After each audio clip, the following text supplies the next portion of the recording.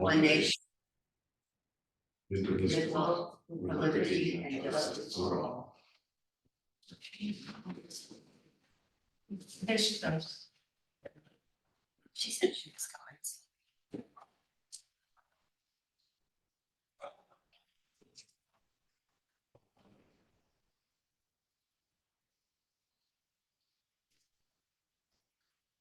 Kick off with Kevin Peterman's report, or do we? Yeah, that's the first on the agenda, the paying issues. So it's from Holes 119 Sandon Court LLC. The applicant is, yep, Kevin Peterman. Kevin, you're up. All right, great. Can everybody hear me? Kevin, just a minute. Sure. You are, Jeff Bradman, I'm here for one of the neighbors. yeah, so let me just see, do you want me to see who the applicant is? Because Yeah, I'm stuck in not sure traffic. where he is, so hold Mr. on, Green? hold on one second. Sure.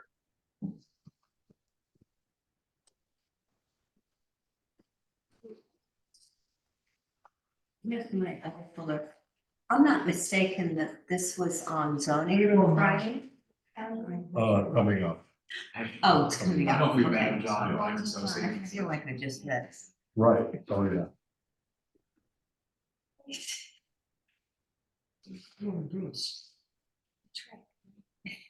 Playing tricks on it. Let's see, just the reason this 119 Sandy. I found it, I'm hiding in the other room. Ah.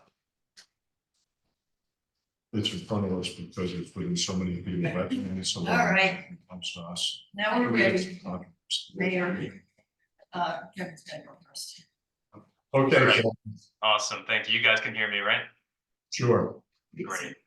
Okay, so Kevin Peterman from LKMA, serving as the village planner and the village engineer for the review of this site plan application submitted on behalf of Krumholtz 119 Sand Dune LLC.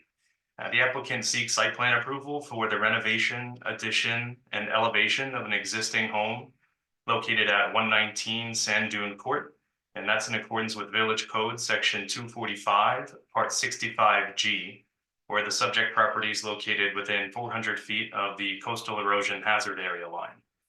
The applicant has already obtained a wetlands permit from the New York State DEC, and they also have a resolution from the Town of Southampton Conservation Board for this project. Our review focused on the property survey prepared by Gary Benz, dated February 5th, 2024, and the stormwater drainage plan and cut fill analysis prepared by Delandro Andrews Engineering, dated November 8th, 2023. The subject property is located on the north side of Sand Dune Court, where homes located on the south side of Sand Dune Court have frontage along the Atlantic Ocean. The property has a total area of approximately 0.95 acres, of which 4,900 will be covenanted wetland preservation area in accordance with the Town of Southampton Conservation Board resolution. The property is currently improved with a single-family residence, swimming pool, and spa with a timber decking patio. And the property also contains flagged wetlands in the northwest corner. Kevin, can I just stop you for a second? I seem to have an issue sharing my, I'm just gonna put the survey up. Do you want to see if you can, I don't know what I'm doing wrong here, but it seems every day there's something. I think I have to give you a motion. It's telling me host has. Okay, you should be able to do it now. All right. There we go. Okay. All right, great. So in summary, you guys can see my screen, right? Yes. Okay, great, thank you. In summary, the project seeks to undertake the following improvements. And I'm just gonna run through a quick summary of the overall goals of the project, and then I'll start going through some of my detailed comments. So in summary, the project seeks to undertake the following improvements: to renovate, relocate, and elevate an existing FEMA non-compliant 3-story single-family dwelling, to demolish and remove the existing 3rd level of the dwelling, to demolish and remove the northerly exterior staircase and ramp, to retain the swimming pool, spa, pool deck, pool equipment, and pool enclosure fence, to remove the existing driveway, to remove existing water, gas, and electric service lines and retain an existing cable data line, to clear and remove existing vegetative cover for the purposes of installing a new pervious driveway and new innovative alternative on-site wastewater treatment system, which is a new sanitary system. To remove 50 square feet of walkway leading from the existing residence to the swimming pool, to abandon the existing septic system and install a new septic system, to elevate the existing home on helical piles and to construct living area additions, as well as a deck, with the total new footprint taking in 3,290 square feet. To construct 100 square feet of new staircases on the north side of the newly elevated and expanded residence, to construct a new pervious driveway and pathway, to install about 80 square feet of AC units and generator along the west face of the dwelling, to install new gas, water, and electric service lines, to establish naturally vegetated wetlands, non-disturbance, non-fertilization buffers. That is certainly a mouthful, in accordance with the Town of Southampton Conservation Board Resolution dated January 10th, 2024, and to establish a covenanted wetland preservation area in accordance with the Town of Southampton Conservation Board Resolution.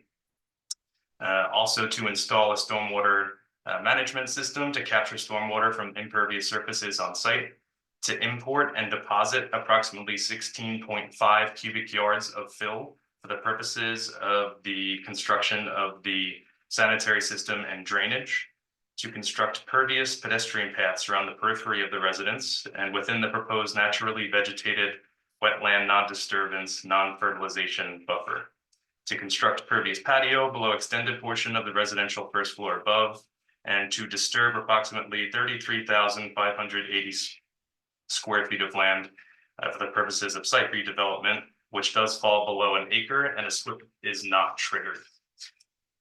The applicant has previously received a New York State DEC permit for this work. As I mentioned, they have also received a resolution from the Town of Southampton Conservation Board, which outlines several conditions which must be achieved in order to receive a Conservation Board wetland permit.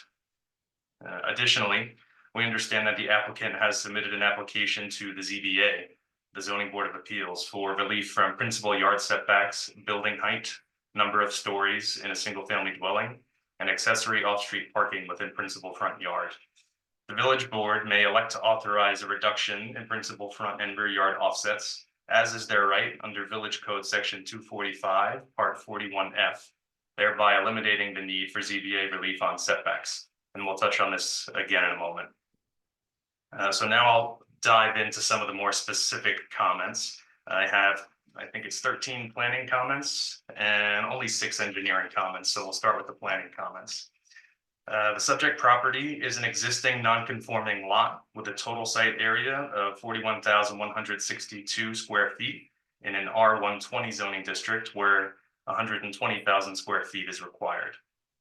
Comment number 2, backtrack a second. Comment number 1, just stating that for the record, just to advise the board, it is an existing non-conforming lot as far as area is concerned. Comment number 2, regarding FEMA compliance, it is noted that the residence is located in FEMA flood zone AE16. The existing residence will be elevated to meet FEMA requirements. It is anticipated that the village building inspector will review the plans prior to issuance of a building permit to confirm that all construction is compliant in terms of usage of space, elevation, foundation and structures, breakaway walls, etc.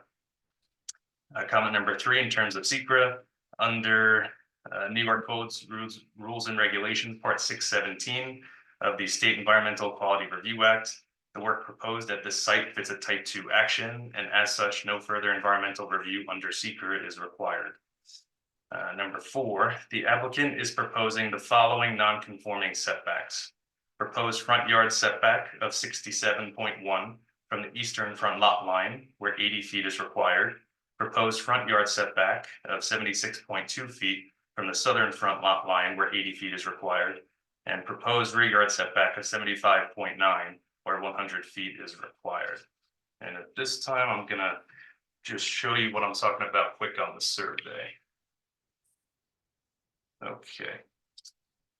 So they are on a corner lot. Sand Dune Court wraps around the property, and so they have 2 effective front yards here. They're proposing a front yard setback of 67.1 from the eastern lot line. That's right here. And they are proposing a front yard setback of 76.2 from the southern lot line, that's here. And as for the rear yard, 75.9, that's this guy hiding in here. So you can see they're labeling the offsets. They're not trying to hide anything. They have made an application to the ZBA for these. Comment number 5, as per Village Code, section 245, part 41F, and this is verbatim from code, where an approving authority having jurisdiction has authorized a wetland permit for a principal building requiring relief from the minimum required yard restrictions, a required yard of such proposed principal building may be reduced up to 50% by the planning board, provided, however, that any such reduced front or rear yard shall not be less than 30 feet.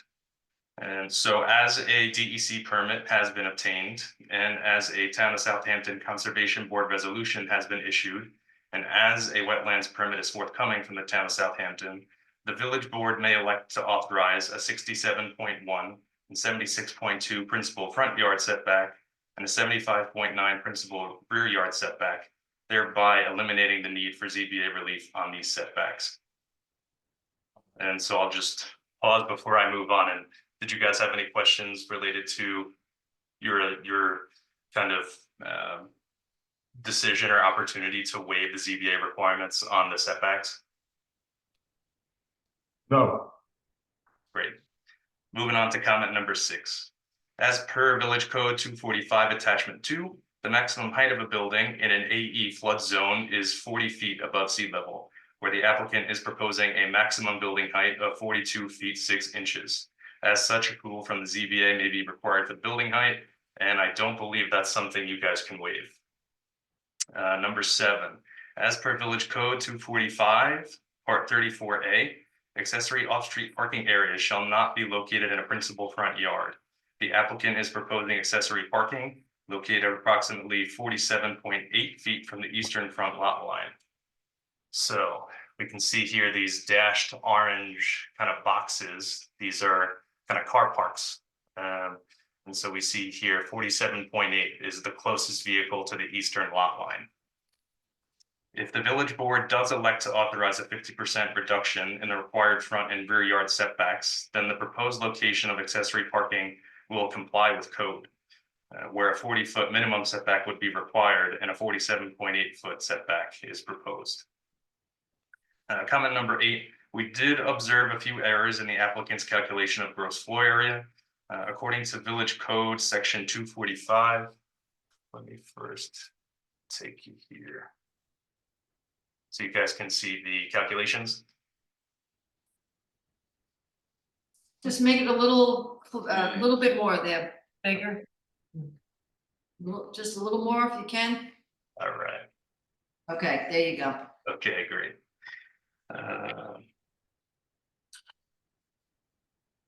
According to Village Code section 245, 33, part B to B, a maximum of 200 square feet of mechanical space may be excluded from first floor GFA. The applicant appears to be proposing 157 square feet of mechanical space on the first floor. However, they've included a 200 square foot mechanical allowance in their gross floor area calculations. We asked the applicant to clarify and revise accordingly. And so what that means, they're showing this 200 square foot allowable mechanical space exemption here. But they're actually only proposing, based on what we can see on the plan, which is this room here, about 157 square feet of mechanical space. And so they're trying to, it seems, maybe take credit for 200 square feet, even though they're only proposing 157. So we're asking them just to clarify what they're trying to accomplish with that, and to clarify that we're understanding that correctly. Additionally, the maximum allowable gross floor area for the dwelling is 5,058, and that's calculated based on property area. Where the applicant is proposing an effective gross floor area of 5,041. And that's the total, 5,198 square feet of GFA, less their 157 square feet of first floor mechanical space. The plans indicate a total proposed GFA for the dwelling of 5,036 square feet, and that's the presumed error. We believe this should actually be 5,041 square feet. And these are very, right now they seem like minor changes, but it's all going to make sense in a moment. So comment 8B, the maximum allowable gross floor area for dwelling and accessory structures combined is 5,817, which is 115% of the total GFA of the site. So when you add your GFA of your principal structure and your GFA of all your accessory structures, they cannot exceed 115% of the maximum allowable GFA. So you're allowed 5,817, and the applicant is proposing 5,838 square feet. As such, the total proposed GFA of 5,817 is approximate of, As such, the total proposed GFA of 5,838 square feet is approximately 21 square feet greater than the maximum allowable. What that means, if the applicant doesn't shave off the approximate 21 square feet of surplus GFA, approval from the ZBA may be required for maximum GFA. Comment number 9. The survey indicates a total property area of 41,162 square feet with an upland area of 36,329 square feet. However, the Town of Southampton Wetlands Conservation Board is requiring a covenanted wetland preservation area of 4,900 square feet. If the wetland preservation area is to be included in the upland area, it appears the upland area reported on the survey may be incorrect. So we're asking the applicant to please confirm and clarify. And that is located at the top of the survey. So here we see the area of the property, 41,162, upland area, 36,329. And this wetland preservations area that the Town of Southampton is requiring is this area in the northwest corner of the property. And so if this area in the northwest corner of the property is actually 4,900 square feet, then it seems like the upland area on the survey may have a typo. So we just are asking the applicant to confirm that. As far as the landscaping design is concerned, this is comment number 10. We're asking the applicant to indicate on the plan if proposed plantings are native and non-invasive. Number 11, this is kind of just for the record. The site is located adjacent to the Sagaponack Historic District. It is also located in an agricultural overlay district. As such, the applicant is advised that they may need to make an application to the Architectural and Historic Review Board. And number 12, in addition to satisfying all concerns of the village board, we recommend as a future condition of approval that the applicant adhere to all conditions of the DEC permit, as well as the Town of Southampton Wetlands Conservation Board resolution and their subsequent wetland permit, including but not limited to the wetland preservation areas, naturally vegetated, non-disturbance, non-fertilization buffers, covenants, and so on. Number 13 is our last comment on planning. We recommend that a copy of the Wetlands Conservation Board permit be submitted to the village prior to the issuance of a building permit. Next, I'll move on to my engineering comments. I have 6 total. And so we'll take a stroll over to the plans by Delandro Andrews. Okay. So number 1, we're asking the applicant to provide a roof drain downspout detail, which shows how the roof drains are going to be connected to the on-site stormwater management system. Currently, we don't see that detail in there, and we just want to make sure that the roof drainage is going to be conveyed directly to the stormwater management system. Number 2, we're asking the applicant to provide surface materials for pervious gravel driveway. We understand they're proposing a pervious material for the driveway, but we want to understand and recommend that the board understand exactly what type of pervious material they're trying to use there. Number 3, we're asking the applicant to provide a soil erosion and sediment control plan with associated details. This plan should clearly identify and quantify the limit of clearing and ground disturbance. The reason this plan is so important is because of the property's proximity to wetlands. We actually have wetlands on site, and we have, I think it's freshwater and tidal wetlands to the west, which is Sagaponack Pond, which I'll show you the aerial. You guys are still with me. You can see my screen, right? Okay. So this is the subject property here. And this is all, this portion of Sagaponack Pond actually pops up on the DEC's website as freshwater and tidal wetlands. And, you know, we can see they've got some wetland looking areas right behind their pool. These areas were flagged and approved by the town. They were flagged by, I believe it was InterScience, and they were approved by the town of Southampton. And so we do have some wetlands on the property here. And that's what's going to be in the wetlands conservation area, the wetlands preservation area. So with the soil erosion and sediment control plan, the reason that is important is we want to make sure that they're containing all stormwater runoff on site. We want to make sure nothing is making its way into Sagaponic Pond or the wetland areas, or, you know, making its way to, you know, the Atlantic Ocean beaches. So we want to see silt fence. We want to see, we don't really have any inlets on site, but a construction access. We want to make sure that, you know, soil and materials are not being dragged all over sand dune court. Everything is kept on site through a tracking pad. So those are some of the things that we would request to be submitted in a soil erosion sediment control plan. Comment number 4, the stormwater leaching structures provide only a 12-inch clearance to groundwater. So let me get us to this detail. So this is a cross-section view of the stormwater management system detail. So these are kind of small chambers. This is a solution for high groundwater conditions. This is a kind of an alternative to a precast concrete leaching structure that you would see in a normal scenario where you're not so concerned with the depth of groundwater. But because groundwater is so high at this location, the applicant is proposing these chambers. So the stormwater leaching structures provide only a 12-inch clearance to groundwater, while the underlying gravel section of the drainage system provides a 6-inch clearance to groundwater.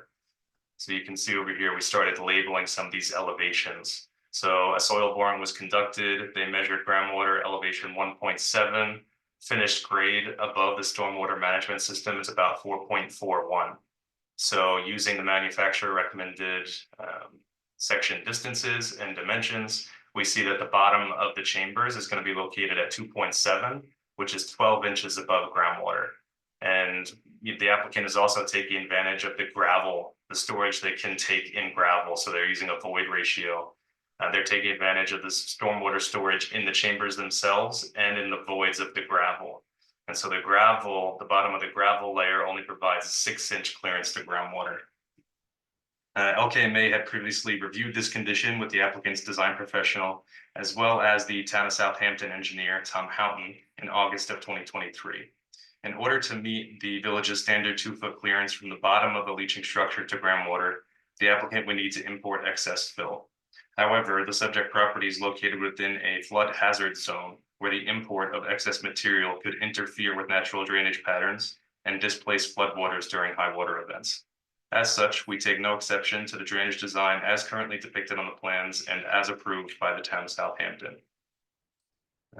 Comment number 5, an importation permit may be required from the village building inspector for the net import of approximately 16.52 cubic feet of material.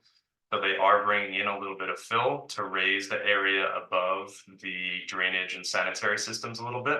And that is evidenced by this cut fill analysis. So the red areas you see here, I believe the applicant is showing them as areas of cut. So they have to excavate in order to install the sanitary and the drainage structures.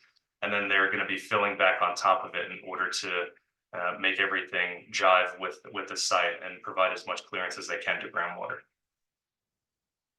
Comment number 6, this is my last comment. We recommend that the applicant be responsible to repair any damage to the village right-of-way and or adjacent private property incurred as a result of the subject application. So that's all of the comments we have at this time. We request that the applicant's resubmission include a cover letter outlining how each of these comments has been addressed. And if the board has any questions for me, I'm happy to try to answer those for you. Any questions from the board? Does non-disturbance, non-fertilization buffers sound like what it is? Yeah, I was thinking about that too, and I was thinking, well, they're saying it's a non-disturbance buffer, yet they're disturbing it. But I think that it's going to be non-disturbance once it's established. So once this design is complete and once the landscaping and everything is in place, and the landscaping they're using has to be non-fertilizer dependent. So once they plant the landscaping, once they complete the design of the site, then it will be covenanted that that area cannot be disturbed. So I thought that was a reasonable approach and a reasonable kind of condition of approval from the town of Southampton. Other questions? From the board? Do you want to, question, comments? I'd like an opportunity to talk to the board if you would indulge me. Number one. Wayne, can you just I will. identify? Thank you. My name is Wayne Bruin, from the firm of O'Shea, Marcinson and Bruin in Southampton on behalf of Hall's family. If the board will allow me, I would like to just go back a little bit and talk about what the project is. And so it may help your engineering consultant to understand some of the issues that he's raised and how they've been addressed already. And also talk about the requested relief that this board can grant and address any questions you have. But first, I want to acknowledge that this is not a public hearing, that you haven't scheduled or otherwise a public hearing, but I'm here just to present our application. So first of all, this property, and you saw on the aerial photograph, is 119 Sand Dune Court, corner lot, a little over 40,000 square feet. But if you look at the tax map, and we submitted this in our records, the tax map and the aerial photographs, you'll see that this property, which was adjacent to the subdivision there that was done, all the lots are approximately 40,000 square feet. And we're consistent with many of our neighboring properties as far as that is concerned. They're all pre-existing non-conforming, had dwellings built during, permitted by the town of Southampton. This property was owned by Judge Kaplan, who built and did several additions through the 90s and even to early 2000s. The structure that exists is considered to be a 3-story building. It has habitable space on all 3 floors of the dwelling. And so when our client was seeking to purchase this in about 4 years ago, we consulted with the building inspector, the former village attorney, and looked at what were the issues that we would have to address, particularly since the town had recognized immediately that any alterations, renovations, or otherwise would have to now, because of the prior work on the house, would have to comply with the current FEMA requirements. At the time the house was built, the FEMA requirements, the first floor elevations were approximately half of what they are today. You know, after Katrina, they raised it to FEMA. In fact, the FEMA zone, the VE zone between the 16 and the 17 runs pretty much through the center of the property, and you'll see almost to a point where the line would hit the corner of a building. And as you know, under FEMA, 1 square inch touches the line, you got to comply to the more restricted zone. So when we take all that into account, our client wanted to do typical renovations, perhaps a modest expansion of the existing house. I was told by the building inspector we need to raise it. If you raise the 3-story building, it's going to exceed 49 to 50 feet in elevation, which, as you know, your code allows 40. So that being said, we started working on plans and to do what was a typical application to the zoning board for a height variance. But about the same time, as you may know, the zoning board was entertaining and actually took action on several applications for similar lifting of houses, and actually rejected or denied certain relief. In light of that, we, with the encouragement of the building inspector, went back to the drawing board and considered what are our alternatives. And one was basically lop off the 3rd floor and reincorporate that down to the 2nd floor area, which would require us to expand the footprint. And in doing so, It took our architects a lot of work to figure out how to fit that all into play. Also lift it and get access to this, the building. And the key was, this is not demolish the whole building and start over. This is trying to reconstruct, renovate with the existing building. That's good bones. So that being said, we did that. It took a lot of interface with Marty Shea, the town conservation, because in fact, there are these wetlands that your consultant pointed out on the northwest corner of our property. So we engaged in a process to do that and came up with the plan that you now see, which expands. However, the requirement in the current zoning requires us to have an 80-foot front yard, and we would have to encroach on that. Our understanding under the code, this board, just like the town of Southampton, has a provision which grants to the building inspector the right to modify setbacks where wetland restrictions push you against the zoning setbacks. Like that, this village adopted it, but put that decision of granting that relief onto the planning board, as opposed to the building inspector more or less as well. So that is one of our main requests. We did submit an application to the zoning board. We asked for front yard setbacks, but we also told them that this board, we made an application to you for that relief, which would eliminate the need for the variance if necessary. So we spent a good 2 years with Marty Shea, as was acknowledged by your consultant. His report basically acknowledges that plan that was reviewed and approved by Marty Shea. Essentially, if you look at the plan, one of his elements, we have an existing driveway.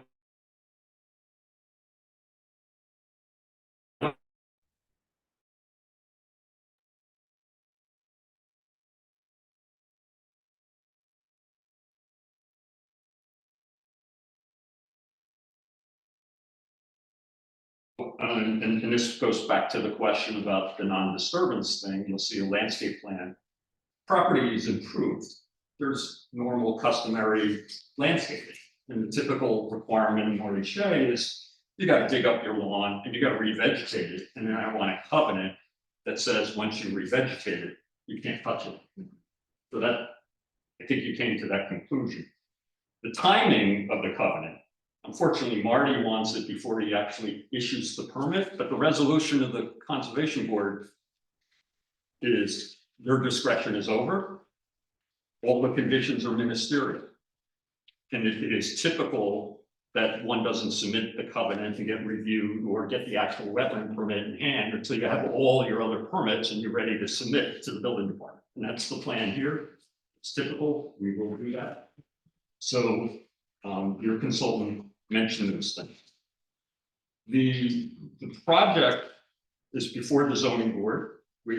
And I see counsel for both our neighbors here, have submitted a number of comments. One of the things that is not under site plan review, and we still appreciate the consultant's comments about GFA.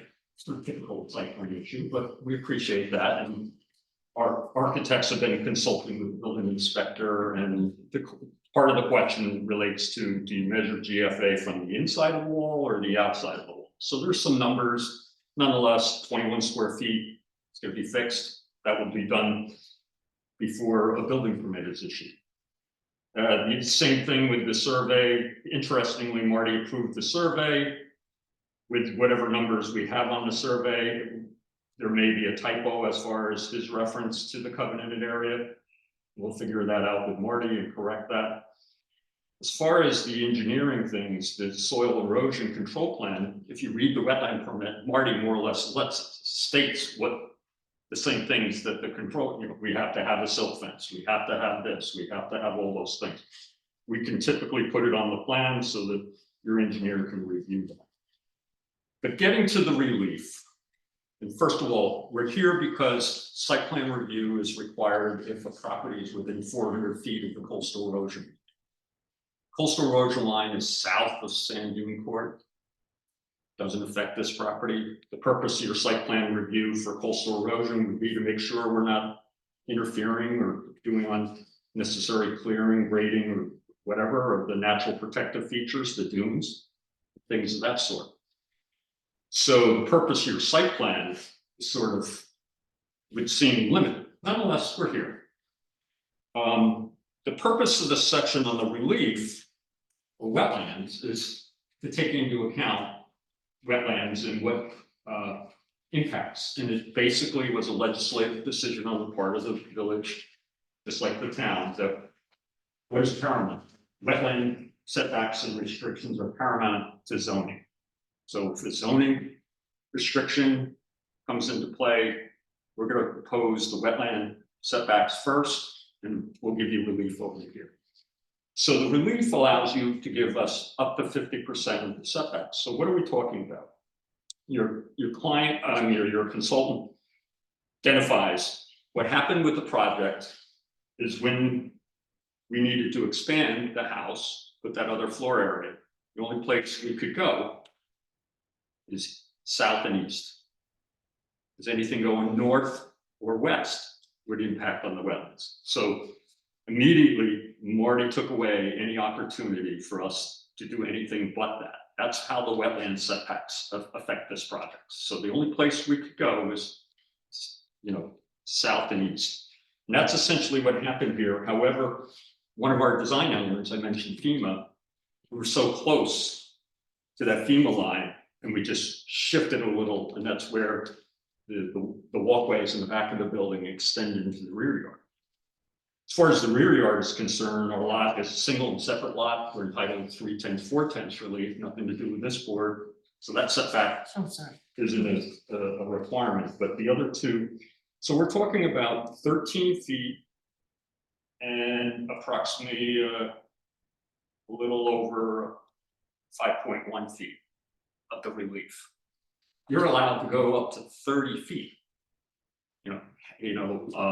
as the most relief, but it's actually 50%. So the most on this property would be half up to 40 feet. I just point out when you go back to the aerial photograph and you look at the character of the area, there's, it's not unusual. You'll see some other structure that may have been impacted or may have gotten relief or may have gotten variance to put their structures, particularly the property immediately to our north. They got a variance to put a garage 30 feet from the street line.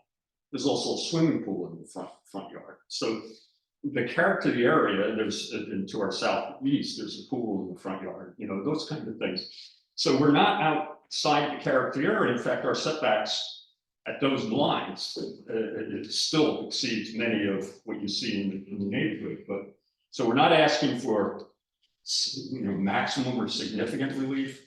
We believe that 50% is not needed here, and it's just minimal.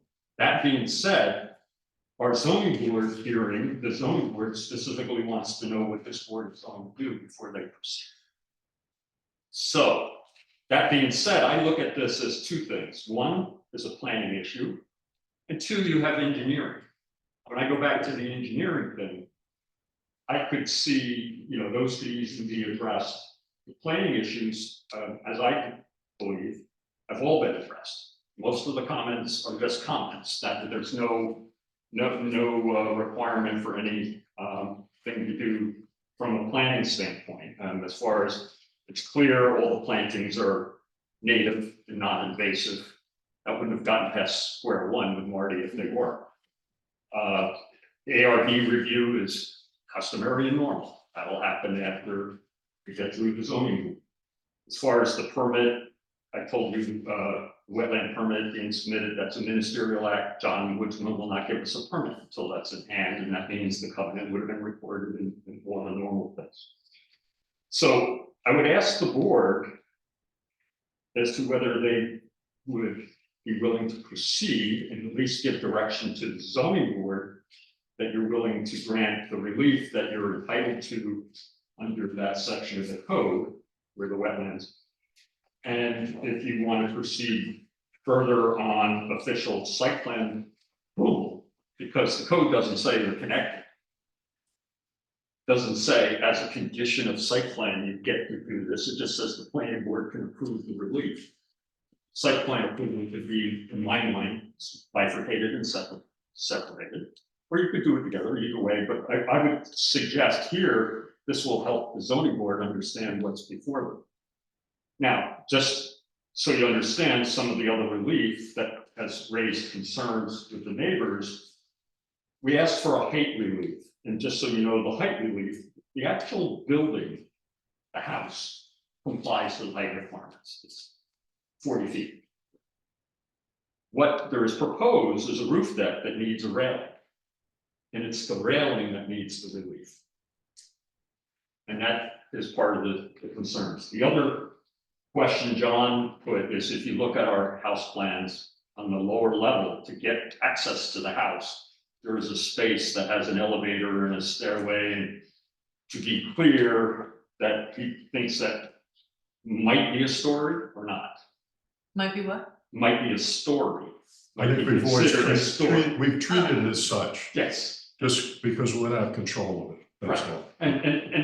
And based on that, you know, technically, there's, the black and white doesn't say that, but we understand how the village, so he insisted that we ask the zoning board for that relief in that case, but I just wanted you to understand, when you see the notice and when you see what we're asking for, that's what it is. Right. Okay, so the other relief is the front yard, 2 front yards. And as your planner indicates, Marty wanted us to remove the driveway existing to the north, now shift everything and put parking in. To get the right number of spaces, there is a gravel parking area. It extends just to the east of the house, in which case that needs relief. But as your consultant has indicated, he believes that you could grant that relief as well. So that would eliminate the zoning board having to address those. And I believe under normal circumstances, I don't see any reason why the board here would have an objection, and I would ask that you give us that relief. But if you have any questions, our architects are here. We can show you plans. Anything else, any questions you have, or your consultant? I think the plans mentions relocation. I'm just curious, I don't see where the house is relocated. And it's kind of hard to read the plan where the existing house is, but it seems like it's the same distance from the west property line. Is that true? It's basically being rebuilt on the same western foundation and then extended to the east.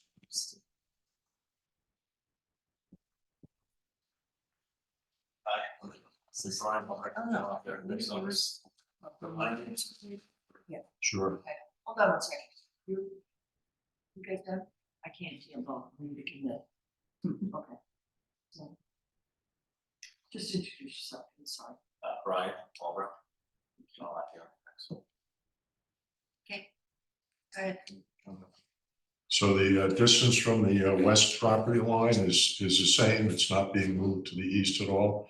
And so actually the setbacks that you're looking for are necessitated by the first story being closer to the road, the 2 road front lots. As the building gets longer, Right. it starts to decrease that front yard setback Right. south of 7. So the building actually, it's just growing, it's not moving. It's going up and it's being extended somewhat. Into sides. If I may clarify, this is a top story, so we're lifting the Right. existing, putting it over the top story, as the building inspector encouraged us, is incorporated, so that's why it increased the You length. want more footage, yeah.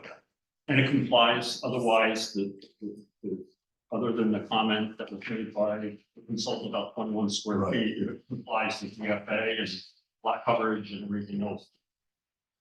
My thoughts that error on our part, we spoke to John, wasn't we providing John with a power lines that are multicolored to find exactly the structure, the square footage to have the topology effect. Chief would will see. Mhm. Anybody else on the board have a question? Yes. What's the height difference? 1'9". Pardon me? 1'9". 1'9". Why do you need a wetland permit? You bet. proximity to the wetlands. But what are you doing with wetlands? Okay, We're just staying away from the wetlands. that's just an That's what Marty's. uneducated question anyway. Kevin, Just, if I may, just one other quick, so there's existing landscaping, Mhm. including on our westerly line through the hedge. Other customary ornamental planting that are within the proximity of the wetlands. So you can see the area which is labeled wetlands preservation area, Yes. that's essentially the wetland area. Okay, Everything else, so it's typical for the conservation board and Marty Shea to require a buffer Yes. area of natural vegetation that is upland of that wetland area. And so everything you sort of see in green is going to be part of what you see, the revegetation. So Mhm. some things, so for example, Marty wanted the privet hedge to be removed. yeah, We're going to be taking out the ornamental and putting in the native and non-invasive species. thank you. other questions? Bill, you got anything? No. No? Lisa, you good? Yeah. Do you have any other questions for the engineer? That was, I think he gives a pretty detailed report.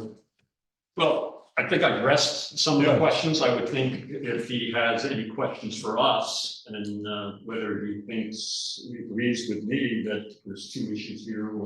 One is the planning issue, which is setback. The other is the engineering, which we can deal with, which is typically dealt with prior to the submission of the building permit, which is he acknowledges, but we can certainly provide the revised erosion control, which is a condition of the wetland permit anyway on a second plan before you actually stamp and prove that. Right. Okay. I don't know if you have any questions for us. Are you good then, Kevin? They need to fulfill your list and you'll be happy, correct? That's right, that's right. I'm all good. Rhodey, can we let him go? Do we need I him? think we should finish and then once the application is finished, then Kevin can. Okay, well, Yeah. I guess you're here for a little bit longer. Sure. We don't have any other questions. Comments? Come on up. Thank you.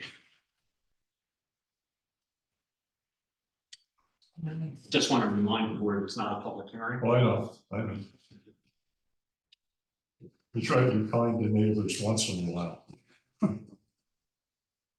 More. My name is Eric Bregman, 10 Gingerbread Lane in East Hampton. We work for Deborah Buck. And who was one of the neighbors to the northwest. I cannot, I'm sorry, I can't share, so I put them up, but I can't share my screen, so I can't accommodate you in that. But I can hand out what you handed in, I don't mind sharing my screen if you'd like. but you don't have these, Kevin. Okay, got it. Northwest meaning an adjacent property? Yes. Oh, okay, so it was was it Corina House at one time? Eric, we'll pass these down. If Wayne like that, hand that to Wayne. So this is what, okay, so there should be one for each of you. Keep going, more time, yep, all right, this is me. There we are, heading it for everybody.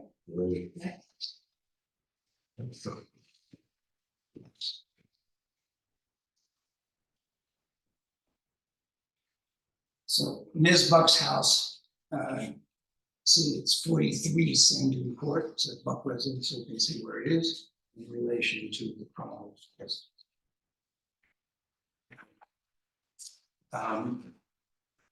Just to orient you, the top right picture on the first page shows the proposed house and the the existing house is the light colored. So you can see, as the mayor said, the mayor or you, the chairman? As the mayor said, the house hasn't moved at all with respect to the wetland. What it's done is it's grown out to the east and it's filled in substantially to the on the eastern western side. these is the wrong ones. The lower right picture shows in unfortunately a dotted red line. You can see how the proposed house fits over the old house, or the existing house. I should say. And the second page does the same thing based on their architecture. And the rail. Now, I have to admit that I messed up here because I sent these to Roden without looking at them. They're the ones I printed out, better ones that are more better, but this is what we have, and I'll give it to you. The issue, the first issue, is whether in fact we have a jurisdiction or should exercise over this clause that allows the 50% reduction, 50% reduction. And I understand from John that this was never had this type of application before, so it's a new thing. That's not true. Well, whether it is or doesn't matter. The point is, if you read your clause, it says your code 245-40F that's quoted that the wetlands permit has to require relief. My suggestion to you, as you say, Mr. Mayor, it's not the wetlands permit that requires relief here, because the house hasn't moved. Marty Shays, or the resolution of conservation says the existing house is 20.4 feet from the wetlands, and it says the proposed house is 20.4 feet from the wetlands. And you can see that in the drawings that I just distributed. It's exactly in the same place. So this provision in your code, my suggestion to you is a quid pro quo. If you have to move the house because of the wetlands, and you have to take efforts to protect the wetlands by moving somewhere, then you should have a quote on the other side, which is moving and providing relief in the wetlands. The quo is, well, get some relief on the other side so you can expand. There's no, simplistically, there's no quid here. There's no movement. There's no triggering event or triggering condition that triggers this code. I don't think there are problems because of that in this particular circumstance. It's not the fact that you issue a permit random. It's the question that if a wetlands permit requires movement and away from the wetlands, usually away. Okay, All right, so you can. sorry to interrupt, but Sure. I understand the point. Okay. And what specifically are you here for? What's the neighbor's complaint? I assume it's a complaint. Well, you can. I think I can see it in the picture, but let you, yeah. Okay. You can see it in the picture, and we spelled this out at some length in the zoning board, so I didn't really want to go over that with you, but I'm happy. The problem is the views, and you can see the bottom right picture on the first page is taken from the deck of my client's. Okay. Explain what that, they took it. The deck on the south side, the second floor deck, not the roof deck.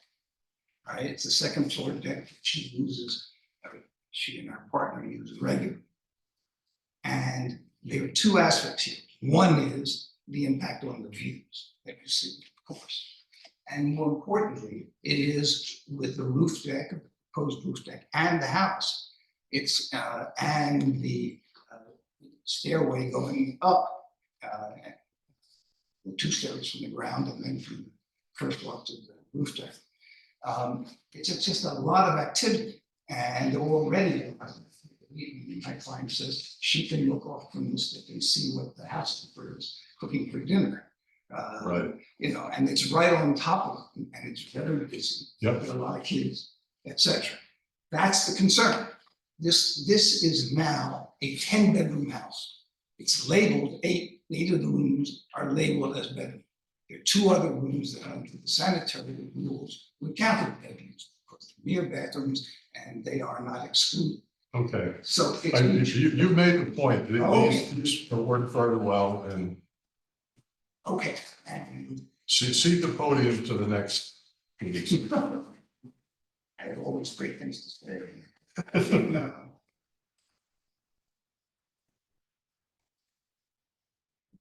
As long as they're not up. This is what I'd like to do. Just one full-size version, so you can have. Oh, wow. Fun. Is that the one that you gave me? Yes, and that's another one. Okay. Don't give me too No, much. that's great, no, that's No, a we're great good. piece of work. Thank you. So what we're suggesting is that the relief that they're requesting from you and from the zoning board makes this a much bigger house, a much bigger house in their face, looming at it, both in terms of physical in their face and also in terms of the activity. Okay, and they would have to make it if they had to meet the existing setbacks, it would have to be a smaller house. It wouldn't be as much in that, and that's, and for the height variance, which was mentioned, which is not part of your issues, but the height variance is there only to allow a roof deck, which is huge. Yeah, we don't, Yes. we're not concerned with the height variance, So, that's not our purview. Okay, thank you. thank you.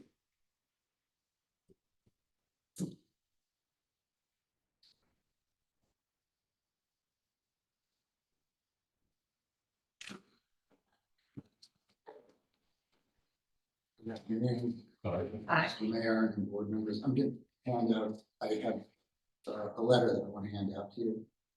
If I may. Your name? Your name? I'm sorry, I'm Jeff Bragner. I represent William and Patricia Marino, who live to the north of this property. And It's a new house under construction, it's not that it's a one? long existing house. I think it started in the, I have a photo. Which Okay, yeah, it'd be nice to know where it is. Yeah. That's the photo we have. Marino. I didn't bring copies, but it's a large. Patrick Marino's. Oh, it's Patrick Guarino's old house. Yeah, it's Patrick Marino's. Oh, So I wanted to show this to you anyway. I don't know if I'm being mic'd here because it does show you what the fundamental problem is to my clients, because you can see the house is angled to the only section of unobstructed ocean view, Right. kind of angled to the east. And the proposed expansion is going to come out like 38 feet this way.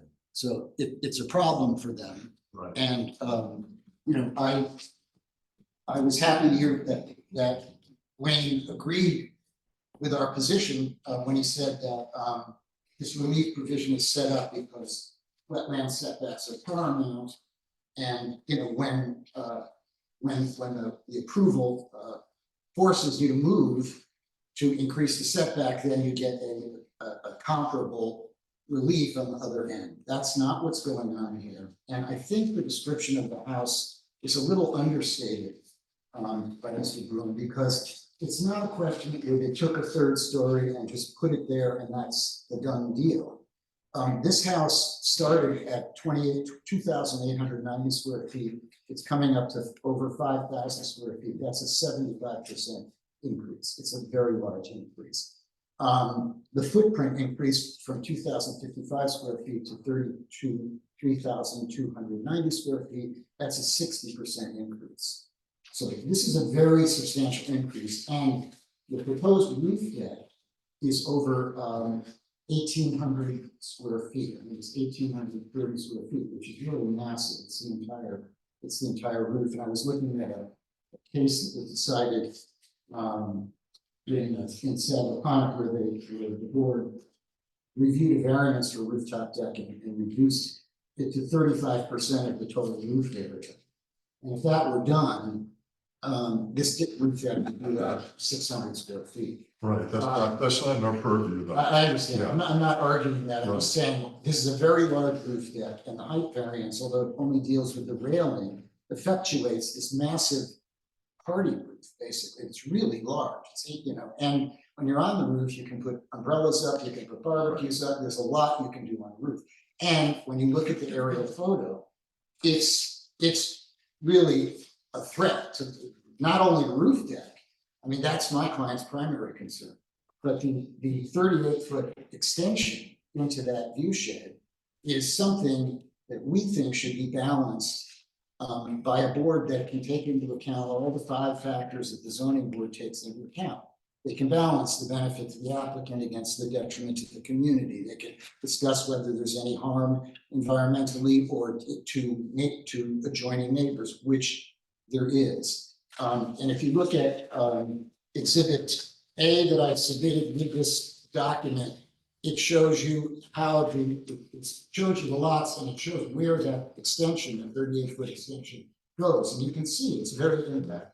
So, you know, our position in front of this board is this is not a case where you should be granting relief. It's not really authorized by the intention of the statute. And I gave you some of the, I don't want to belabor this too much, but I gave you some of the policies that animate the adoption of these wetland regs by the village of Sagaponic. And they, you know, the Board of Trustees found and declared it to be public policy to protect and conserve wetlands in the area and the benefits that are derived from them, and to advance that goal to seek to avoid or minimize damage to wetlands to the maximum extent possible.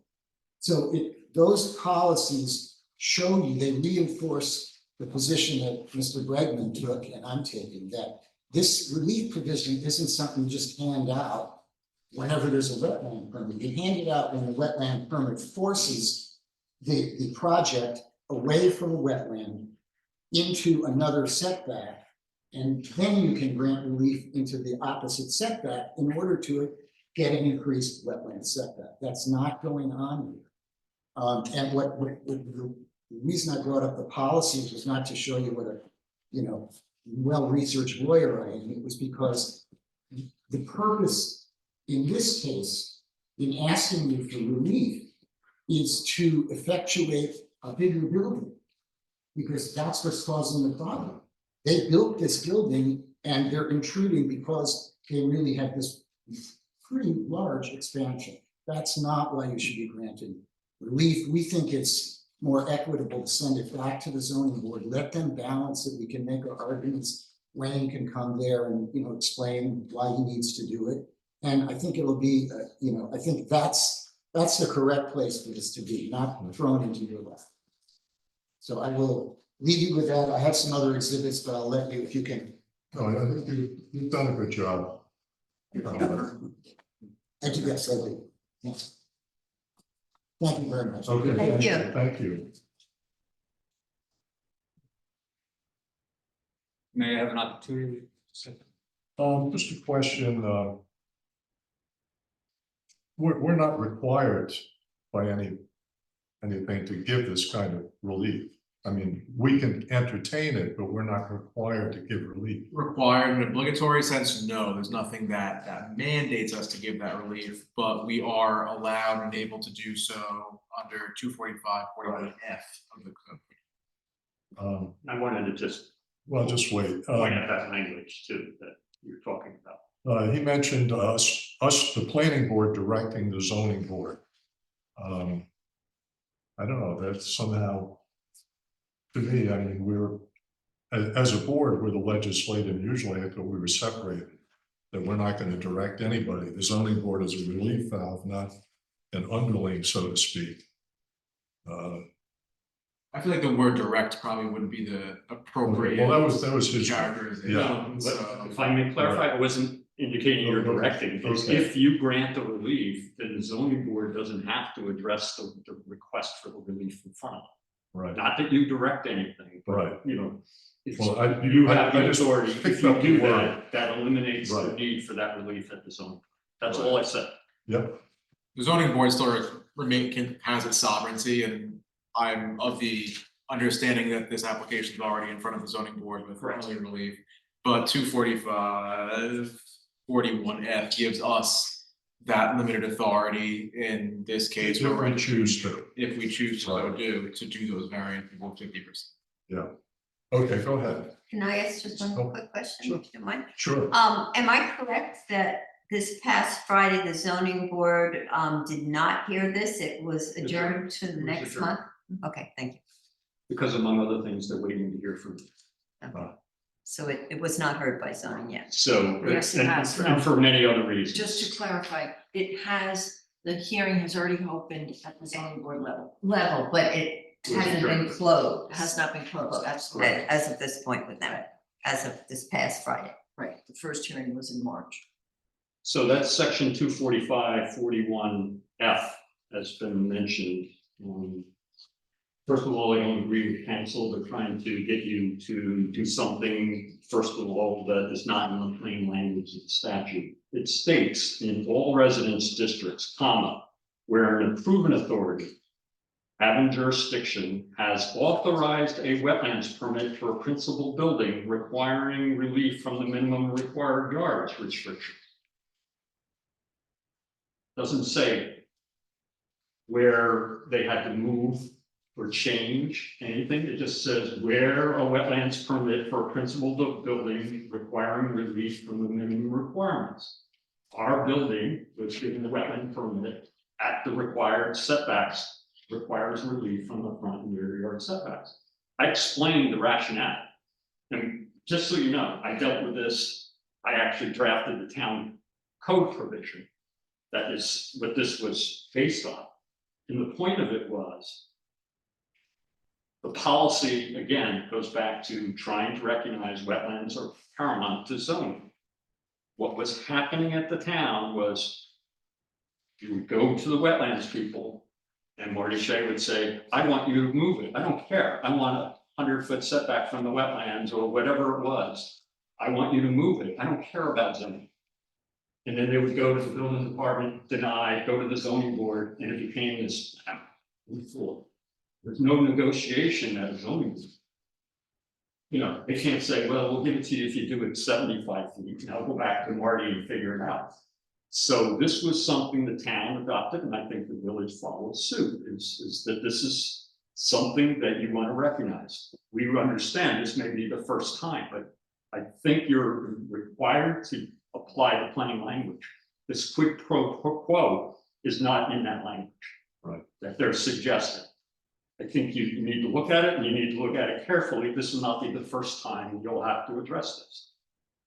I'm assuming as you look at this, you need to look at what, how and where and what. If you were to say no to that, what would be your reasons? In which case, how is that going to guide a future party in order to, you know, do you want us to go back to Marty Shea? You know, this goes back to this whole story. We could go back to Marty Shea, we could go back to the plan, put the, just lifting the roof, you know, the whole thing. It comes down to, there was a lot of careful consideration given here by the wetland people. And as I said, and I'm not trying to hide anything, the intent was, we were gonna lift the house and do a reasonable addition under the code, like everybody else has done in the village. Meet GFA, meet lot coverage, everything that was necessary. The only issue was FEMA pushing us against the height. That's where we started. But for the village saying, wait a minute, we're gonna add another wrinkle to the height issue and not make it so easy for people to go get that variance. So we went backwards. And we never intended, and we always said, we were gonna do reasonable expansions, but we needed to take that floor area, and it's not a matter of just taking that Right. floor area and attaching it to an end of the building. So yes, there's more area, more floor area and so on. I clearly haven't had the opportunity to review with Mr. Bragman. Yeah, we're not gonna close this today. I understand that, but I just want you, when you look at this, Right, I think the photograph that Mr. Bregman has put it is a current photograph. It's from the second floor deck, not from their roof deck. But you'll see where he points out where our addition is, and if you look in the background, you see what's going on. The house construction. Right. So I wonder what view we're blocking. right, The view of the house, In any case. Okay, no, I appreciate your points, but you've got me confused enough, the three of you, that I need to consult with at least three attorneys. Can I say one sentence? Thank you. It's what both Jeff and Wayne said. The statute says that the wetlands permits requires relief. No, it doesn't. He said this. Really? Yeah. Where's it It's say a wetlands? issue of permit requiring relief from the minimum yards, right? This Doesn't say wetlands setback. no, it says the wetlands permit required, it requires relief from the. I noted the word. Okay, we're through with the moment. Okay. I'm gonna get the gas out. It's just, all I want to You say. have to clear the podium, or I'm gonna throw it at. This permit is a requirement of relief, it's the expansion. Right, okay. That's And that's where permit.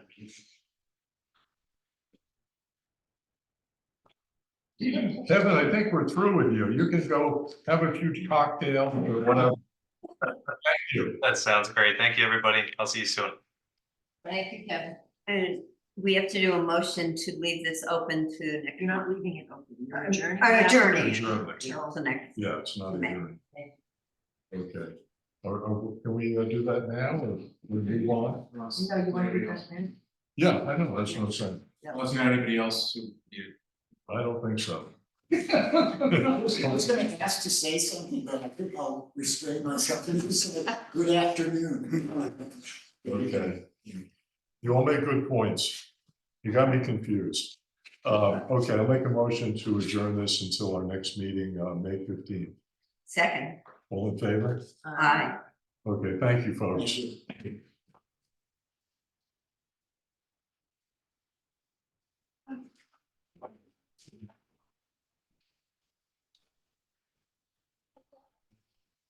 Okay, we have minutes to approve. I gave a few corrections already, things that I saw.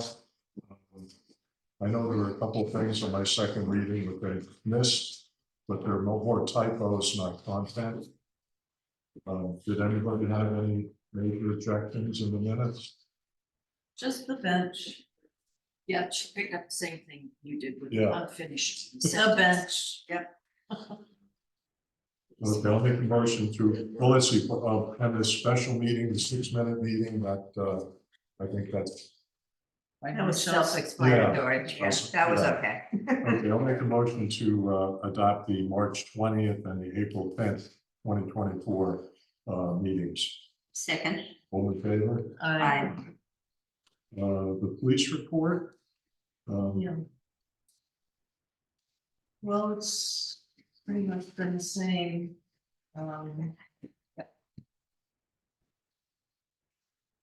Where is the police report? Old business? Correspondence. Oh, correspondence.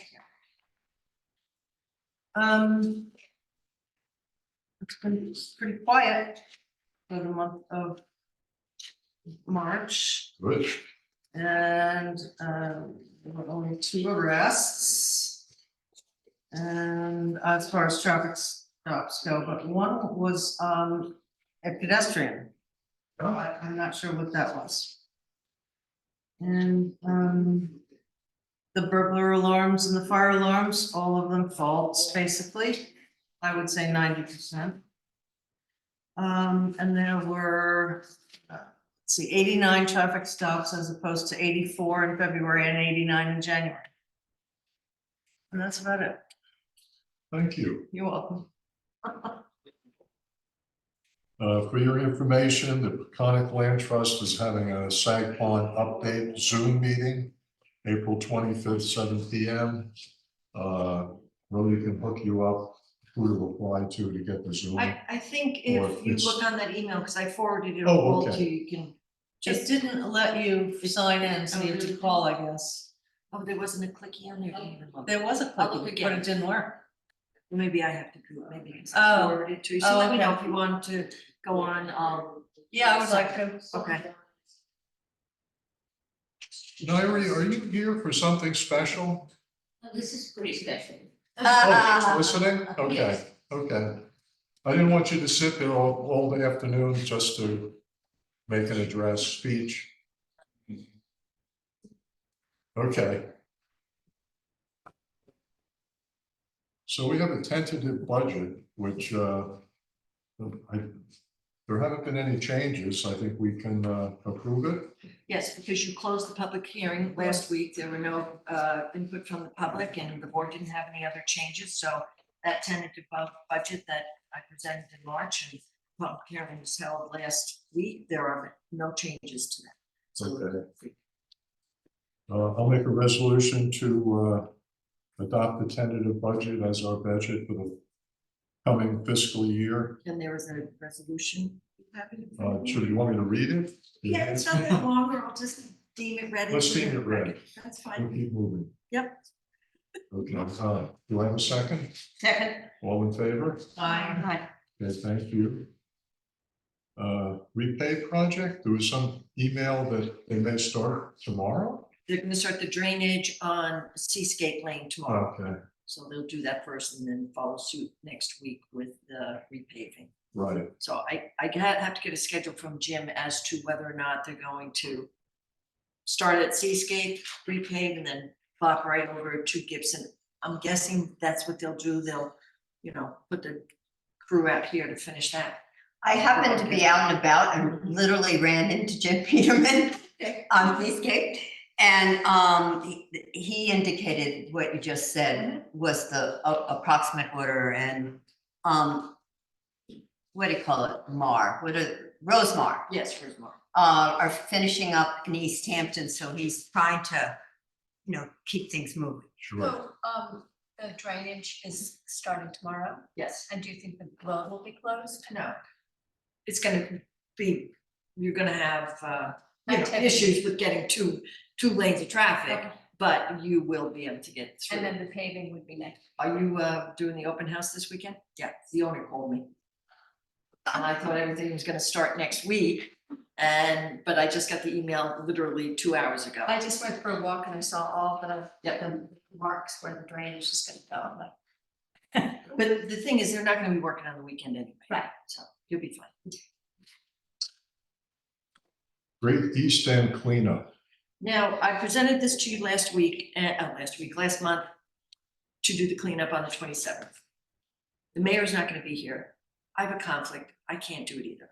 So I will not be available on the 27th. I did not send the email out to everyone. But if you still want to do it, I'll send the email out and then someone else would have to take charge with the garbage bags and stuff. There's that much to clean up.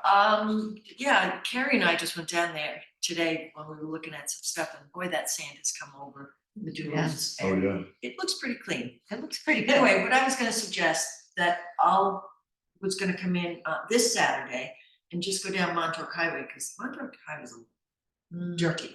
So I'm gonna be here Monday, not Monday, Saturday morning. I don't know, about 8-ish or so, and I'm gonna do 8 the o'clock. cleanup. If anybody wants to join me. And that's the I'll have 27th? bags. No, that's this Saturday, the Oh. 22nd. Oh. The towns, yeah. town-wide is the 27th Right and here. the 28th. Mhm. Correct. And we had said last month that we would do it, and usually what I do is. Well, I get maybe the we'll run bags, into but- some town people on the highway. Well, maybe, but probably not. Anyway, that's what I thought, it doesn't have to be a big one, but I'll be here, I'll have some bags, I'd love to join me. It'll be a smaller event this year. Okay? Thank you. You're welcome. Special event permits. Yes. Take a deep breath. Yeah, take a deep breath, I noticed. So the first one is God's Love We Deliver. It's a charity bike-a-thon. It's not a race. On September 14th, which I guess is a Saturday. From 9 a.m. to 2:30 p.m. And it is going to be from Bridge Lane to, the normal route, Bridge Lane to Main Street to Cemetery to Gibson to Daniels to Town Line. All right, Isn't that right? Yeah, yeah. Have we had these guys before? I think these guys are new. They- I don't think they've done it in the village before. I know the organization. I've donated to it for events in New York City. My daughter has done some running things, but here I think this is the first time. Yeah. They've been around for a while doing this though.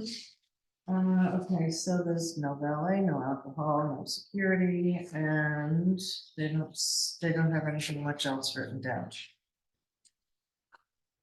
Has the town, police department? Yes, they were all of They got these, that on. all of these events the town has weighed in on, Well, I guess if there's and any they have no questions. issues. The police and yes, they've got the permit for this particular one. Because they're doing the rest of the town as well. Please see attached. Oh, that's for the, yeah.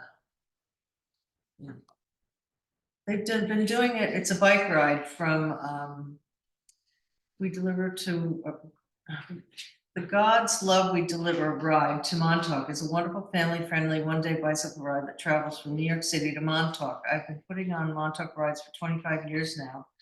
And 2024 marks the 60th anniversary of group bicycle rides to Montauk. This is not a race, it is a leisurely ride. They offer 5 route distances, 150 miles, 108, 50, 73, and 30. They have 6 start lines: Babylon, Bridgehampton, Brooklyn, Hampton Bays, Manhattan, and Shirley. After the ride, they go home on charter buses or the Long Island Railroad. The bikes themselves don't go on the trains, they go in trucks. They truck them back. It's on a Saturday, not a Sunday. They have snack stops throughout the ride, but none in Sagaponic. So the ride just passes through Sagaponic, but does not start or end there. There's no post-event gathering of any type in Sagaponic, nor do our cyclists park vehicles in Sagaponic. Then the rules are written on the back here and the map. Are there any questions? Sounds nice. Okay, so I propose we give them permission to have their event. Certainly. All in favor? Aye. Next is Much Ado About Madou. This is a fundraiser. It's for June 15th, another Saturday, from 10 a.m. to 5 p.m. It's cocktails 6 to 8. They are expecting 200 people to attend and 25 people to run it, so 225 people. It's a garden market and a cocktail party. The number of vehicles expected is 75, and there will be a valet company people pool. No security, and the refuse will be disposed of privately. They will have portable bathrooms, 2 porta johns, Winter Brothers. There is speakers for music, a jazz quartet, and a 10 by 10 pop-up tent, no sides. So he's done this before. I've never been, but the parking, he said, how many did he say, 25 or 75? Don't they use that field? Yeah, Off the so road you type go thing? down their road and you veer to the right and it's the field for Philippa Weissman's field. Philippa Weissman's field. And here's where it is. Yeah. Yeah, that's fair. Any questions on that? No. Okay, I propose we allow them to do that. Second. All in favor? Aye. Okay, and then we have, what do we have? It's the engagement party. Oh, yeah, Dixie. Okay, this is for August 17th. From 2 p.m. to 7 p.m. It's on 232 Parsonage Pond Road, Jordan and Kim Dickstein. They are having 200 people with 30 people to work it. In the main house and tent to be determined. They haven't determined the tent. There will be a valet company, no security. They will have portable bathrooms on the driveway, 1 trailer with 3 stalls and 2 urinals. They will not need town police, town highway, or building inspector. There's speakers under the tent and a DJ under the tent. Tent, they don't have the size and it's provided by New York Tent, so that is all to be determined, as well as generators. So it sounds like some things are up in the air. What do you think we should do about that? That has all to do with the tent. So when they put the tent application in, all of that will be hammered out. And the fire marshals will do the inspections on the tent. Okay. So the parking area, this is a bunch of cul-de-sacs in the Parsonage Pond area, and he's suggesting parking from his road on his driveway on one side of the road all the way to the first cul-de-sac you come to, which I can't remember the name, Osborne Court. And Rhodey and I checked it out, and it seems like a lot of parking for long distance for how many cars did we say? 50. For 230 people seems a little light. Number Yeah, one. because that would be 4 people in every car, and I think there's gonna be some 2 people Unless cars. the invite said carpool. People also Uber. these Yeah, days true. as That's well. true. So Brody and I Brody suggested that he may have the help, the 30 cars parked on Osborne Way, Osborne Court. And then he can keep what he wanted to do parking wise from his driveway, I don't know, half the distance. Yeah, I don't think it's- Because he won't need it. And Osborne Court has no driveways off. of it. Yeah, there's nothing on There's- Osborne There's Court. no houses. It's just right behind Jimmy Access. Fallon, so. Oh, gotcha, okay, They won't mind. Yeah, that's a great idea. so. Do we need to know how big the tent is gonna be? No, on this permit, no. Okay. That'll be addressed at the tent permit level. Okay, They are required to have a tent permit for the tent. so I make a motion that we allow this, unless there's any more questions. I'll second it. Okay, all in favor? Aye. Okay.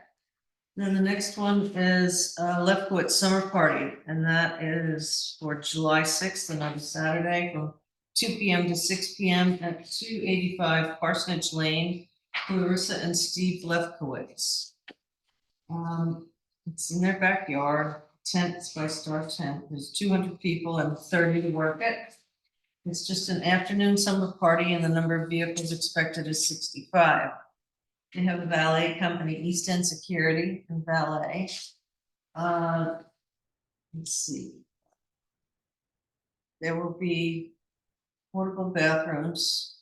Star Tent is in charge of that. A DJ and band, regular tent lighting, and a 50 by 66 tent. And these generators, one from the tent they will advise. Again, that's all on the tent application. Okay, so the parking for them is going to be. Let's see, where was this now? 285 Parsonage. Yeah, got the open field. Right. should be the rest of it, so they're gonna park on the verge. So it looks a little confusing as if they're gonna park in this big field, but over this way are areas for them to park their cars in front of their big hedge. Is that their house? Yes, that's their house, Yeah. and then they'll continue west. Right. They'll start in front of the house, continue west to park the cars in front of, on the verge in front of that field. Which is not Probably important. to get to. the start line and everything. All right, any questions? Nope. And make a motion that we allow the Lefkowitz party. I second it. All in favor? Aye. Okay, and now we have a Kurt's summer party. To be held on August 3rd, I'm sorry, another Saturday from 7:30 to 11:30. It's at 233 Hedges Lane in Sagaponic. They expect 120 people and 30 to work it, so 150, and they will be in the main house and the pool house, and the additional structures are a 40 by 80 tent and a 15 by 40 service tent. The number of vehicles expected is 25. I don't know about that, that's 150 people. Chargers. And there will That's be really carpooling. a valet company, People Pool. They will not have security. Elegant Affairs is the catering company. Tipsters provided by the catering company for the refuse removal. And they will not have portable bathrooms. Ooh. They're gonna have speakers under the tent, a DJ under the tent, bistro lights in the tent, a 40 by 80 Navitrack tent, and a 15 by 40 service tent. What is Navitrack? Is that those big clear metal thing? Metal ones? No generators. And the parking. 11:30 at night with a DJ, is that normal? Yeah, Okay. hopefully they end then. Until what time can they go with a DJ? Our code says 1 o'clock, Really? 12:59. Why are we so rude? It's a party town then. It's a party town, right? I would strongly also suggest they consider some portable bathrooms. It's not our. I know it's not our call, it's a suggestion. Not like they're gonna be. Whoa, that's a lot Okay, well, anyway, the parking is going to be, I guess this is, So this is the one, yeah, this is the one that we got a little confused on. They're proposing to have the parking along the south side. yeah, Side of the road, south side, in front of the field, which. this is where the post office is. That's correct. Yeah, That's correct. Yep, just right. Got it, east got of it, the got it. post office. And so that field there, which is, it's a good jog. Yeah, from- so the party is down this road over here. Right, so we suggested a different, do you remember what we Yeah, in the suggested? meantime, there is an open area on this road where they have to go to get to the party that, who was gonna park there, the people Well, or the staff? There's enough verge there, I mean, we're not asking them to park on the whole thing, but park some of the cars. I mean, if they're only doing 25, they could start them parking there, and then they could do the overflow across the street where they have the staff parking. Yeah, the staff parking to be right across the street from the driveway, which is another field. And there's plenty of room on the verge in front of that. 25 cars for Between- 150 people. How many staff? 30, oh no. Yeah, 30. So 55 cars. Is that what they're trying to sort of say? They're saying 25 cars. I know, but if you take in the staff, is No, it no. saying 25? Yeah, I think Right. that's everybody included, staff and guests. Don't you think? Well, maybe our approval can be pending your parking idea that could accommodate, Or conditioned on, condition on. Yeah. That's a better word. which is The usually. one problem with this was that it was very angled down, so it would be hard to park the cars. The angle heads south. The drainage head south. Yeah. And that there's an ag fence up in front of that field too, so. It's not the most ideal spot. So we'll shift them down to there. So we'll ask them about here Mhm. and here and forget about this I spot. think so. And should we say that we will let them do this if they change the parking, and what about, You just do a condition on, the parking. I mean, even if they can't park here, they've got this over here too, the field that's to the that's a level. east, which is level, which is closer. And I think they can get them all over And you here. can talk to people about that, right? Yes, I can. Any questions? Nope. Okay, I make a motion that we accept the Kurt's summer party With the condition that they change their parking off with the of that. condition that they one change the field. parking. Second. All in favor? Aye. And then there's a Wainscott Heritage Project, which is going to be at the Hedges Home at the end of Parsonage Lane and Town Line Road. On July 13th from 6 to 8. Wainscott Heritage Project is a non-for-profit organization based in Wainscott with the mission to protect and preserve the hamlet's cultural resources. WHP is planning our third annual gathering in the garden to take place on Saturday, July 13th from 6 to 8. The event is our yearly benefit, each year hosted at the home of a different friend and patron of WHP.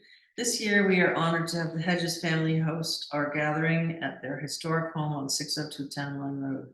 We estimate we will have no more than 100 guests attending the gathering in the garden, which is an intimate cocktail party that in the past years has welcomed between 60 and 90 persons. We do not require a caterer or tent. We do not hire staff and have volunteers to serve and help with parking. WHP will submit the permit. Okay. And so, where are they gonna park? No, so this is just a letter of intent. Okay, This is letter of their- intent. letting you know this is what's going on. You don't have to act upon it. Unless you have some issue with the location, with the date, with the size. So what did they say about parking? They didn't, because they haven't put their application in yet. Okay. So So when you get the FYI, application, then you would act More upon to that. follow. Exactly. I'm done. Thank you very much.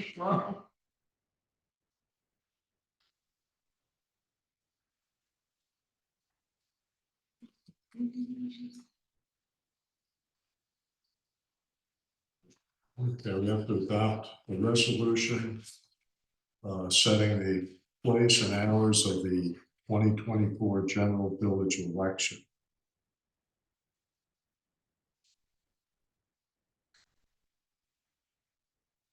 Just read the whereases. Read the words. Okay. There you go. Whereas the village of Sagaponic will hold its village elections June 21st, 2024, and whereas the mayor and 2 trustee seats are to be filled with 2-year terms each, now therefore be it resolved that the Board of Trustees does hereby state that the polling place will be the Village Hall, 3175 Montauk Highway, Sagaponic, New York, and that the polls will open at 12 noon and close at 9 p.m. I'll make that motion. Is that a motion? Second. All in favor? Aye. Let's see, I'll make a motion to appoint the following people as election inspectors for the June 21st, 2024 village election. Emily Aspinall, Nairi McRae, John White, Tom White, Elizabeth Barton as an alternate. Second. All in favor? Aye. And the fee schedule amendment, has everybody looked at that? We currently have a 3-month extension for a building permit for $500. Which John and I were talking about, $500 is a little low, we feel, for 3 months to extend your building permit. Because if they didn't get the 3-month extension, and normally it's a finish it up type of thing, get your paperwork in, it's your survey, sometimes your Board of Health takes 2 months to get in. So instead of renewing the entire building permit at the cost of $10,000 or something like that, we're offering them this kind of courtesy extension for 3 months, which you have approved in the past for $500. I just think $500 is a little, now that we're working it and putting it into play, I just think 500 is too low. So I'm asking for your approval to increase that 500 to 1,000. I think that's Sounds okay. good to me. Do we do the building application fee? Okay, eliminate- so you're gonna approve the, can I have a motion to Okay, increase that? I'll make a motion to increase the fee for a 3-month extension on a building permit from $500 to $1,000. Second? All in favor? Aye. Okay, so the second part of that is, we currently have a application fee of $150. When the board adopted this fee, I can't remember exactly how many years ago, 5 or 6. In that resolution, it had that if you were going to proceed with your building permit, you would get that credit back of $150.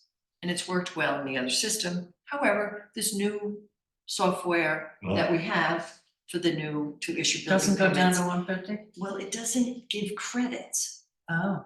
So they were trying to figure out how to do this, and I said, well, let me just ask the board if we just make it a non-refundable across the board, because right now, if you don't go forward with your building permit, you don't get it back. Mm. And that was the reason why you put it in, because we've had all these building permits that we put time into, but they didn't go forward, so that's why we implemented the $150 application fee. So I'm just asking if you would remove the refundable if you go forward with your building permit clause of that. Sounds good to me. It sounds good. I'll make a motion to amend our building permit application fee process to eliminate the fee refundable aspect of it. When you proceed with the building permit. Right, Second. when you- right. All in favor? Aye. Thank you. John's pulling his hair out trying to fix this. It's not under discussion items, but I left this out for the potential welcome to Sagaponic Village sign. It's easy to move the words in the computer program. It's really hard to draw the shaping. I also think if we eliminated a line, and Bill pointed it out too, that it will make it easier to go on the pole. It won't need 2 pieces, it could go on a 1 piece. Maybe it Right, needs well, we'll 2. see what. Yeah, what we'll have to size see it what the makes. size. I'd like to eliminate the word slowly. No, I agree. That's fine. That's easy to take out on the computer program. It's the drawing of the edges that's difficult for my skill level. Well, you could make it go straight. Like that. We tried that and it looked ugly. It looked like a, Well, this is the sign that's down at the beach. yeah, the one that, And then it has well, posts. and it has lists of things you're supposed to do at the beach, like No, no, columns. no, Oh, the no. one at Gibson. No, the one, oh no, I'm sorry, at Sag Main. Segment, okay, I was Yeah. talking about What if Gibson. you did that instead of the severe? Yeah, We could do that idea. and then have little things like this on these posts. How tall do you want it to be? Not these, but these. So like the round little dots on top. Okay, I can do more of a, whatever we call it, that long arch, that's a swish. Shorten this up, get rid of slowly. Do you guys have anything you want to? Were we actually established in 1656? That's what the records say. That's what it says. Okay, I know Bridgehampton was. We also have it, No, not on it's on the sign out front. it's on one of the signs, I was looking at sign, yeah. It's like the- I don't think it was there. So we were done the same time as Bridgehampton? Yeah, no? I thought there was some controversy about what year they have there. 1650, I took it off one of the signs. Yeah. Oh, because I thought it somewhere it was 53. I remember Barbara Albright going through and 53 was wrong, So It's we way need to beyond maybe check. No, I think Yeah. it's 56, yeah. yeah. I just took it out of the books, I don't. Oh, okay, well, So- there you go. So if you go down to Sag Main, Mhm. just by the dream there, is the sign, Okay, I'll read that. for That's easy. Sagaponic Main Beach. Yeah. I think if. Or Sag Main Beach, You know, those sign people are so good with graphics, they can knock out yeah, 10 different versions and just pick one. but I think that sign is too tall. But we don't want it to be short either, where we have to put a stone wall and any flowers or anything. No, we want this. Plain and simple. Okay, so I'm gonna move this up, make the curve less severe, and then the sign people have to then put it in their thing with the JPEG and do their thing, because remember, what we do might not translate to their software program. Yeah, Well, they could they, do they it. have this. Oh, they have the, People that did this one. Do we want to say village? yes. We're proud that we're a Well, village. do we have to? I mean, we don't have Yes. to. Yes, you do. Why? Because We are a village. you are a village. We are, I yes. just, welcome to Sagaponic, established 1656. Enjoy the agricultural history. But then you're leaving out the fact that we're actually an incorporated village, And, okay, which is. no issue, it's fine. It's important because, I mean, I see this all the time at architecture board, is like the builders or their contractor gets up to present the project and they talk about how the town says this and the town says that, and then I'm listening on Zoom, thinking in my head, oh my God, did they look at the town regs and not the village regs? So I think it's nice to say village. Yeah. It was a hard battle to get it up and running, right? There you go. All right, so I'll clean that up, and do you want me to get it to Rhodey? As, you know, that's easy to do, and then, No, put it in for the board's packet next. yeah, we'll get it all, so that, Where's it going? I don't know who the sign guy is, to make, because then they. No, where is the sign? Oh, I didn't get that far. I was just trying to get it on a piece of paper. If we do it on Montauk Highway, we are going to get the. No. Well, they already have Sag Main Street and that, so I think it should be on Sag Main Street, so maybe. I like the idea of coming from Wainscott Main Street, where you come straight at it. Right, yeah. Somebody could, as a first one, I think we we could only do need one at a one. time. Huh? We only need one. Yeah. It's too many signs. But where you can put it? The one. I was thinking on the corner of Sag Main and Montauk Highway by the real estate place, or just a little ways up past well, maybe by the state sign that says something about a windmill. But By the Pikes. But the object or the idea of putting this sign is in the entrance to the village. Yeah, I know. And I If it think, needs DOT, I'm sure that's not a huge ask, there's signs all over Montauk Highway. no, I know, but Yeah. it's just that I can't just go put it up out there. Yeah. I think coming from Wainscott to Sag is important because a lot of times people don't know where they are. And that spot that Bill just described, oddly enough, is a parking lot. And by having that sign there, it kind of makes it clear Yeah. that they're in a different, they're not in East Hampton Town anymore, they're in Sag Village or Southampton Town. What about, well, I think we own a little bit of the bridge on the Bridgehampton side, that's another option down the line too, but maybe Massachusetts, that was like common. maybe we have to get the picture straightened out and Is that what mine? go from Right there. on the south side of the bridge. On the west side of the bridge. Yeah. If it's entering the village. The part that we own. Yeah. We need to pay bills. We're gonna That pay would be bills nice, now? thank you.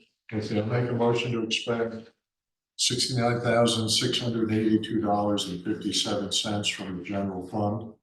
Second. All in favor? Aye.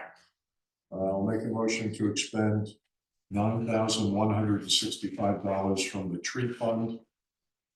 Second. All in favor? Aye.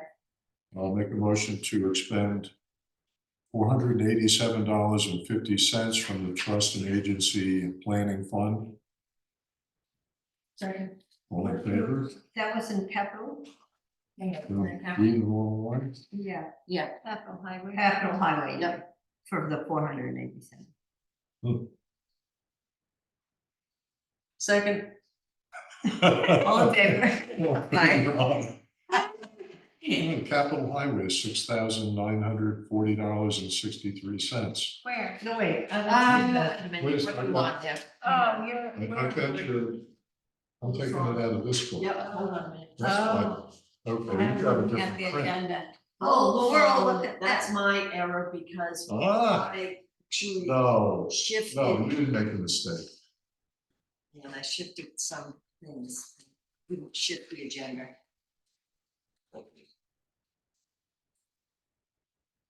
All right, so the general fund is 69,682.57, so that one's right.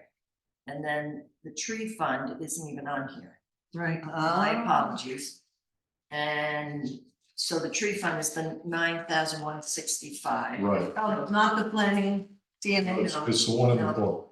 Oh, So this- okay, not in the agenda, gotcha. This one actually, yeah, okay, and then the planning trust and agency is the 487, Good. yeah, 4750. This one is tree. Okay, so I make a motion to expend $6,940.63 from the capital highway fund. All in favor? Aye.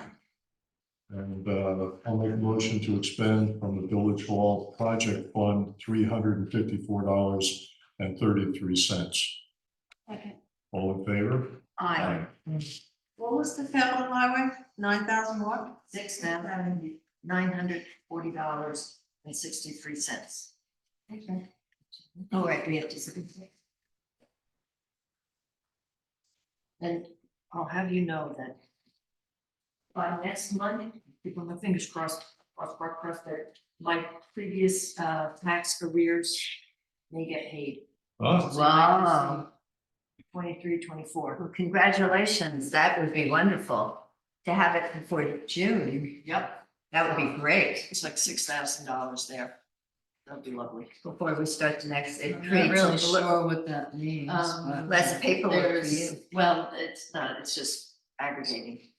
There's the property down on the end of Crestview that's had arrears, and it's the only arrears that I have, tax arrears. Oh, It's So, for sale. oh, yeah. Or does the bank own it? So hopefully. oh, wait, Okay, did you get what I signed? went down that one. No. Oh, yes, you're, Okay. yes. I thought I put it in with all this stuff. Nope, I got it.